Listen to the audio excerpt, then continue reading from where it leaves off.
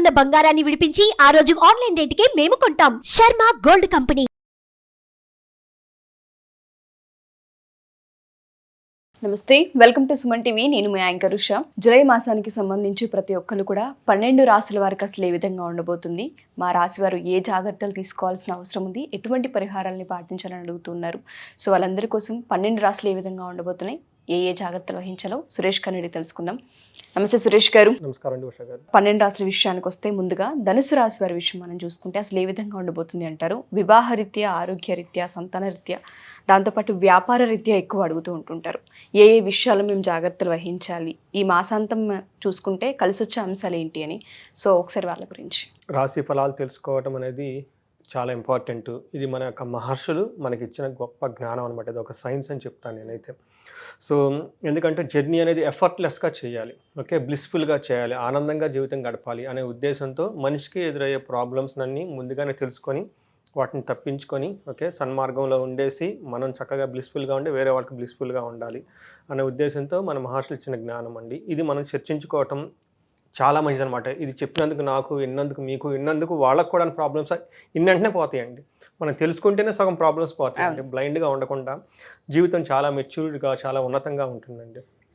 మనం వచ్చేటప్పటికి జూలై 2024 మనకి ధనుసు రాశి కనుక వాళ్ళకి చూసుకుంటే ఈ రాశి వాళ్ళు కొంచెం జాగ్రత్తగా ఉండాల్సిన టైం అండి ఇది. ఎందుకంటే 7వ ఇంట్లో 8వ ఇంట్లో గ్రహాలు సంచారం ఎక్కువగా ఉందన్నమాట. వీళ్ళకి 8th హౌస్ వచ్చేటప్పుడు దుస్థానం అంటారన్నమాట ఆస్ట్రాలజికల్గా. కొంచెం టఫ్గా ఉండాల్సిన టైం. వీళ్ళు ఒక 20-25 డేస్ కొంచెం కేర్ఫుల్గా జాగ్రత్తగా ఉండాల్సిన టైం. బయట వెళ్ళి ఏయో చేసే బదులు స్పిరిచువల్గా ఇంటర్నల్గా ఉండటం, ఓకే, దేవుడికి సంబంధించిన విషయాలు చేసుకోవటం, తనను అనాలిసిస్ చేసుకోవటం, తన స్ట్రెంత్ని ఇంప్రూవ్మెంట్ చేసుకోవటం చేస్తే చాలా బాగుంటుంది అనమాట. సో మనం ఇంకా డీటెయిల్స్ చూద్దామండి. వీళ్ళకి వచ్చేటప్పటికి ఈ మాసంలో వీళ్ళకి 4 రకాల గ్రహాలు చేంజెస్ ఉన్నాయండి. ఒకటి సూర్యుడు వచ్చేటప్పటికి జూలై 16న వీళ్ళకి కర్కాటక రాశిలోకి మారుతున్నారండి. తర్వాత కుజుడు వచ్చేటప్పటికి వృషభ రాశిలోకి జూలై 12న, తర్వాత మెర్క్యూరీ వచ్చేటప్పటికి సింహరాశిలో జూలై 19న, శుక్రుడు వచ్చేటప్పటికి జూలై 6న. అంటే 4 రకాల ప్లానెట్స్. ఇవి కూడా వీళ్ళకి 7th హౌస్ 8th హౌస్లో ఎక్కువ ఉండటం వల్ల కొంచెం ఇబ్బంది పడే అవకాశం ఎక్కువ ఉందండి. మనకి లఘు గోచారం, సూక్ష్మ గోచారం అంటారండి. దాని ప్రకారం ఒక్కొక్క గ్రహం ఏ విధంగా ఉందో చెప్తాం. సన్ వచ్చేటప్పటికి ఫస్ట్ 15 డేస్ యాత్రలు కలిగించే అవకాశం ఎక్కువ ఉంది, ట్రావెల్ చేసే అవకాశం ఎక్కువ ఉందండి. ఆ తర్వాత 15 డేస్ వీళ్ళకి ఏదో తెలియని బాధ, పీడ అంటారు కదండి, దృష్టి పీడ అని, అంటే మనకు చెప్పుకోలేని ఒక బాధతో ఎక్కడో బాధపడే అవకాశం ఎక్కువ ఉంటుంది. తర్వాత మనకి కుజుడు వచ్చేటప్పటికి అర్ధనాశం, ధనాన్ని పోగొట్టే అవకాశం కనిపిస్తూ ఉందండి. కానీ తర్వాత వచ్చేటప్పటికి అదే కుజుడు వాళ్ళకి సంపదను కూడా ఇస్తారని చెప్పుకోవాలన్నమాట. తర్వాత బుధుడు వచ్చేటప్పటికి పుత్రుల వల్ల, తర్వాత భార్య వల్ల ధనం కలిగే అవకాశం ఎక్కువ ఉంది. తర్వాత అదే బుధుడు తర్వాత వాళ్ళకి ఆటంకాలను కలిగిస్తే అవకాశం ఎక్కువ ఉందండి. తర్వాత శుక్రుని వల్ల మనకి ఏముంది, యువతి జనిత బాధ అంటారన్నమాట. అంటే ఒక యంగ్ ఉమెన్ నుంచి వీళ్ళకి ఏవో రకమైన బాధలు వస్తాయి. అది ఇంట్లో వాళ్ళు కానీ బయట వాళ్ళు కానీ కొంచెం కేర్ఫుల్గా లేడీస్తో వ్యవహారం చేయాలి. తర్వాత అదే శుక్రుడు మనకి 8th హౌస్లో ఉండటం వల్ల తర్వాత వచ్చేటప్పటికి సంపదను కలిగిస్తూ ఉంటాడు, వెల్త్ అనేసి ఇస్తూ ఉంటారనమాట. ఇవి వచ్చేటప్పటికి లఘు గోచారం ప్రకారం అండి. తర్వాత మనకి ఇంక డీటెయిల్గా కనుక చూసుకుంటే సూర్యుడు వచ్చేటప్పటికి ఫస్ట్ 15th తామరమూర్తిగా 7th హౌస్లో ఉన్నారండి. ఆ తర్వాత 16th నుంచి 8th హౌస్లో వెళ్తున్నారు. టోటల్గా సూర్యుడు వీళ్ళకి మంచినైతే ఇవ్వటం లేదు, కొంచెం కేర్ఫుల్గా ఉండాలండి. ఏ విధమైన విషయాల్లో కేర్ఫుల్గా ఉండాలంటే వీళ్ళకి తెలిసిన వాళ్ళతో వైరం, గొడవ పడే అవకాశం ఎక్కువ ఉందండి. పర్టికులర్గా భార్య రిలేటెడ్ హెల్త్ విషయం ఎక్కువగా ఉండి ఏదో తెలవకుండా వీళ్ళ భార్య ఇబ్బంది పడే అవకాశం ఎక్కువ ఉంది. తర్వాత సంతానానికి కూడా హెల్త్ రిలేటెడ్ ఉత్సాహ భంగం కలిగించే పనులు ఉంటాయి అన్నమాట. అంటే మీరు ఏదైనా ఉత్సాహంగా ఒక పని అనుకుంటే ఏదో ఒక ఆటంకం వచ్చేటటువంటి అవకాశం ఎక్కువ ఉంది. కాబట్టి భార్యతోటి, పిల్లలతోటి జాగ్రత్తగా ఉండాలి. తర్వాత వీళ్ళకి కడుపు నొప్పి కూడా వచ్చే అవకాశం ఎక్కువ ఉందండి, జాగ్రత్తగా ఉండాలండి. తర్వాత 8th సన్ వెళ్తున్నాడండి. ఇది కూడా అంత మంచిది కాదండి. ఇది ఏమవుతుందంటే చేసే పనులు చెడిపోయే అవకాశం ఎక్కువ ఉందండి. అనవసరంగా శత్రువులతో గొడవ, ప్రయాణాలు కనుక చేస్తే ఇబ్బందులు. మనం ఆల్రెడీ చెప్పుకున్నాం, ప్రయాణం ఉంది బట్ అది ఇబ్బందులు ఉంటాయి అనమాట. అది అందుకని షార్ట్ జర్నీలు చేస్తే మంచిది, లాంగ్ జర్నీలు చేయకుండా.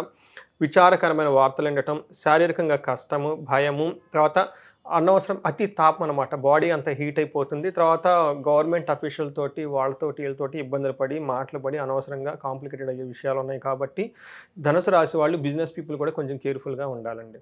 తర్వాత వచ్చేటప్పటికి మనకి మార్స్ 5వ ఇంట్లో ఉండటం వల్ల ఏమవుతుందంటే జూలై 12th వరకు కూడాను ఆల్రెడీ సూర్యుడు సరిగా ఉండటం లేదు. ఈయనకి అగ్గికి ఆజ్యం పోసినట్టు ఈయన కూడా సరిగా వాళ్ళకి ఇంకా ప్రతికూలమైన పరిస్థితులు కలగజేస్తూ ఉన్నారనమాట.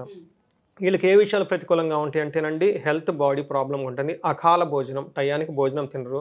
తర్వాత ఏయో అనవసరమైన బ్యాడ్ కంపెనీతో, చెడ్డ పనులతో, చెడ్డ వాళ్ళతో నమ్ముకొని వాటితో గిల్టీ పనులు చేసే అవకాశం ఎక్కువ ఉంది కాబట్టి చాలా జాగ్రత్తగా ఉండాలి. తర్వాత దానికి అనుగుణంగా శత్రు బాధ కలుగుతుంది. అతిగా కోపం ఉండటము, పుత్రులతోటి, భార్యతోటి గొడవలు పడటం, అశాంతిగా ఉండటం, మనస్తాపం, శారీరకంగా బలహీనతగా ఉంటారు. 2 ప్లానెట్స్ మనకి ఫస్ట్ 15 డేస్ బాగలేదు కాబట్టి కేర్ఫుల్గా ఉండాలండి.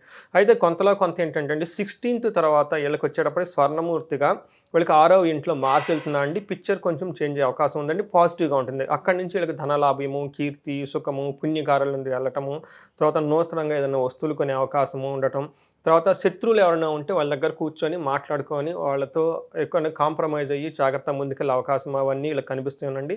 అనుకున్న పనులన్నీ అనుకున్న విధంగా జరుగుతూ ఉంటుందన్నమాట.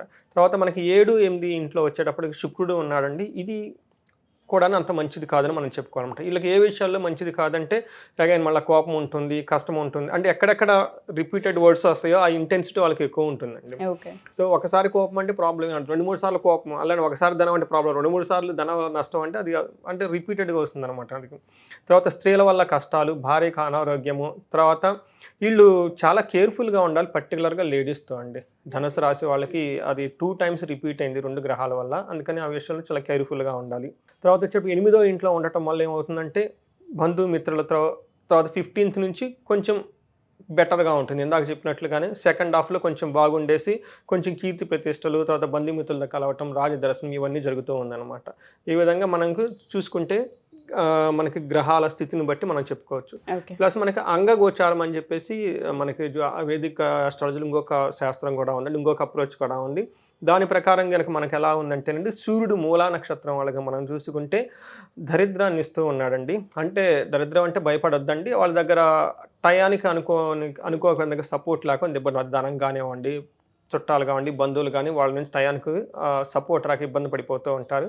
సో వాళ్ళ నుంచి ఎక్కువ ఎక్స్పెక్ట్ చేసుకోవద్దండి. సో ఇది ముందే చెప్పాను, వీళ్ళు ఇంటర్నల్గా ఫోకస్ చేసుకోవాల్సిన టైం అండి. ఆ తర్వాత వచ్చేటప్పటికి వీళ్ళకి ధనహీనత కూడా కనిపిస్తూ ఉంది మూలా నక్షత్రం వాళ్ళకి. తర్వాత వచ్చేటప్పటికి రోగము, తర్వాత వస్త్రలాభం కూడా ఉందన్నమాట. ఓన్లీ ఒకటి బెనిఫిట్ ఏమంటే ఏదన్నా పని కనుక చేస్తే 15 డేస్ తర్వాత కొంచెం జయం కలుగుతుంది, వస్త్రలాభం కలుగుతుంది. బట్ మిగతా అన్ని విషయాలు చాలా కేర్ఫుల్గా ఉండాలి. అది ఎవరండి, మూలా నక్షత్రం వాళ్ళు. నెక్స్ట్ మనకి పూర్వాషాఢ నక్షత్రం వాళ్ళకు కూడాను ఆల్మోస్ట్ వీళ్ళకి కూడా సూర్యుని వల్ల దరిద్రం కలుగుతూ ఉందండి. తర్వాత ధనహీనత, ధనాన్ని కోల్పోతారు. తర్వాత వీళ్ళకి రోగంతో ఇబ్బంది పడే అవకాశం ఎక్కువ ఉంది.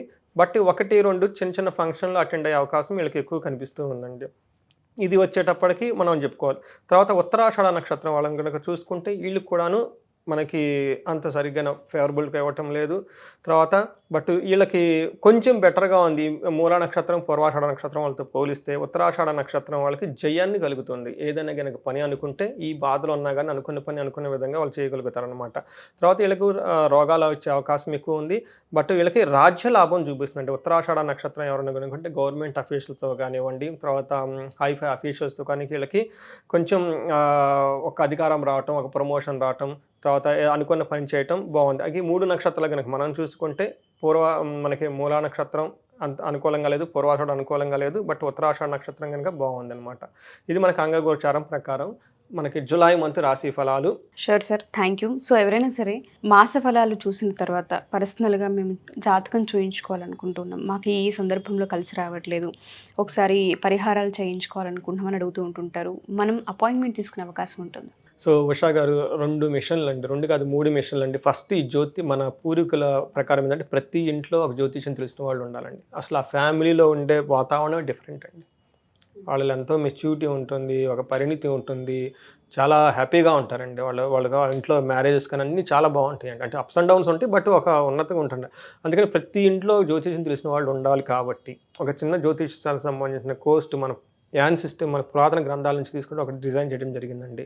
ఇష్టమైన వాళ్ళు ఆ కోర్సుని చేసుకుంటే చాలా బాగుంటుంది ఒకటండి.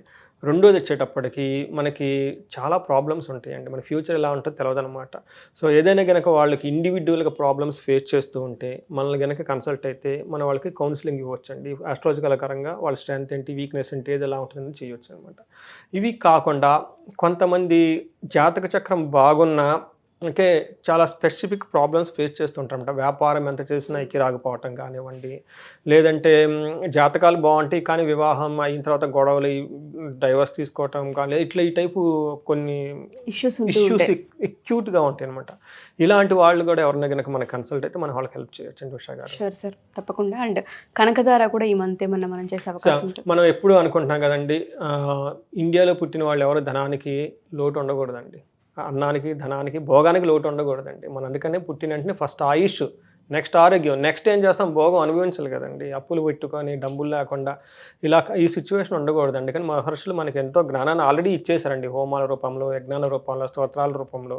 ఈ ప్రోగ్రాన్ని కనుక మనకి అటెండ్ అయితే వాళ్ళకి ధనధాన్యాలు వస్తాయని చెప్పేసి శాస్త్రంలో అవి మన ఆ ద్వారా వాళ్ళకి హెల్ప్ చేయొచ్చండి. ఎవరికైనా సరే అప్పులు బాధ ఉన్నా, తర్వాత బిజినెస్లో డబ్బులు ఎక్కువ రాకపోయినా కానీ అలాంటి వాళ్ళకి మనం హెల్ప్ చేయొచ్చు. Sure sir, thank you sir, thank you so much. So ఎవరైనా సరే మా ఈ ఎపిసోడ్ చూసిన తర్వాత పర్సనల్గా జాతక రీత్యా ఎవరైనా కన్సల్ట్ అవ్వాలి అనుకున్నా, జాతకం చూపించుకోవాలి అనుకున్నా, పరిహారాలు చేయించుకోవాలి అనుకున్నా, లేదా కనకదార హోమంకి సంబంధించి ఎవరైనా డీటెయిల్స్ తెలుసుకోవాలి అనుకున్నా, ఎస్పెషల్లీ డివోర్స్ కేసెస్కి సంబంధించి ఇబ్బందులు పడుతూ ఉన్నా, లేదా ఫినాన్షియల్ ఇబ్బందులు పడుతూ ఉన్నా, వాటికి సంబంధించి హోమాలు కూడా ఉంటూ ఉంటాయి. పరిష్కారం అనేది ఖచ్చితంగా ఉంటూ ఉంటుంది. కింద స్క్రోల్ అవుతున్న కాంటాక్ట్ నెంబర్ని కాంటాక్ట్ చేస్తే సురేష్ కర్టి మీకు పూర్తి వివరాలు అందిస్తారు. Thank you. సుమన్ టీవీలో మీ పర్సనల్ అండ్ బిజినెస్ ప్రమోషన్స్ కోసం కింది నెంబర్కి కాంటాక్ట్ చేయండి.